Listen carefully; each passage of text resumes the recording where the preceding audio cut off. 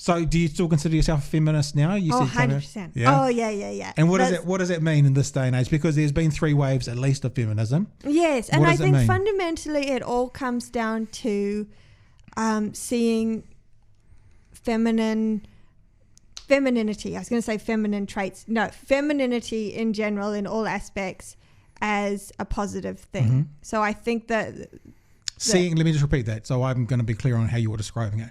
Seeing femininity in all traits as a positive thing. yeah, just femininity in general as a positive thing. Define femininity for me as you're using it in this context. Define femininity. Yeah. So Because I'd really like to understand what you're talking about. yeah, so femininity to me, I mean, I think femininity to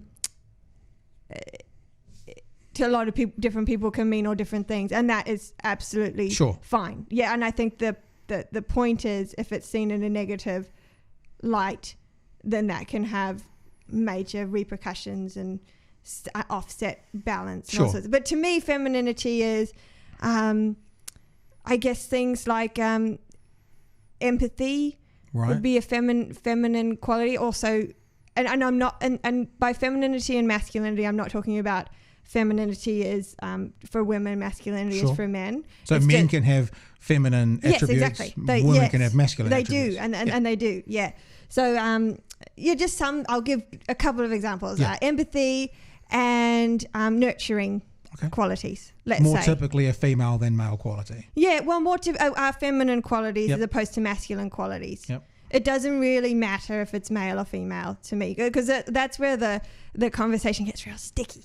And it's like, oh, that's not the point. I think, let's say something that really I see a lot in my life and in New Zealand is the effect of toxic masculinity. Sure. And of course that mostly affects men, but from as a woman it also affects you, because it's often the men particularly close, men that are close to you and things like that as well. So toxic masculinity would be men not being able to show empathetic or nurturing, or let's say not being willing to cry, because that's more of a feminine quality, so and if they can't cry, the effect that has on their lives. And so that's interesting. You're saying that from this perspective, toxic masculinity affects more the man than anybody else. Because often I've heard or I've read that often when you talk about patriarchy, toxic masculinity is often thrown in there as an oppressive thing over women. Yeah. Okay, yeah. So definitely. Maybe, yeah. So I'm thinking when I say it affects more men, that the problem is in the man. Do you know what I mean? Okay, so it's it not affects necessarily men more than women, but the outworkings of toxic masculinity affects everybody. Yes. Gotcha. With you? Yes. Sorry, that was not clear. So yeah, and exactly, and this is where it gets really sticky, because, when you start putting all these labels on things, it's really easy to trip up, and then people get confused, and people think... Well, that's why we do things like, tell me what you mean by. Like I was going to ask you to explain toxic masculinity, but you explained it anyway. So, because I think it's one of the things we want to do here, it's the Department of Conversation, we converse, is we have the space. There's no adverts. Yeah. There's no need to, oh, look, your 8 minutes is up. And as much as I love Jesse Mulligan, there's no ads to throw to at the top of the hour sort of thing. And no criticisms, but we can spend the time and figure this out. One of the things I've read and enjoyed most of all, enjoyed is the wrong word, that implies I have enjoyed the outcome, have been most interested in at the moment is the backlash against some historic feminists like Germaine Greer at the moment from within the feminist community. And the whole conversation coming through about where does the role of transgender women fit into the feminist community, and this new term called TERFs. Have you heard of TERFs?